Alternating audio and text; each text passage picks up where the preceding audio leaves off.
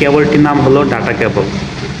দেখেন data cable আমরা অনেকেই কানেকশন করতে পারি না, আমি তার জন্য কেবলটিকে সুন্দর করে এভাবে রেখে দিছি।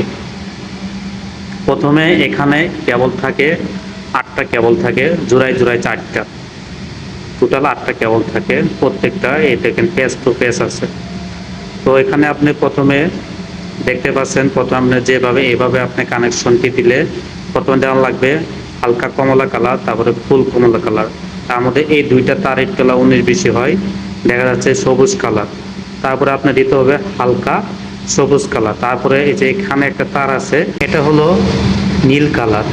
তো নীল কালার প্রথমে ফুল নীল কালার দিতে হবে, তারপরে হালকা নীল কালার, তারপরে যে এই সবুজটা দেখা যাচ্ছে এই সবুজটা তারপরে হালকা নীলের সাথে এদিকে দিতে হবে, এদিকে দিতে হবে।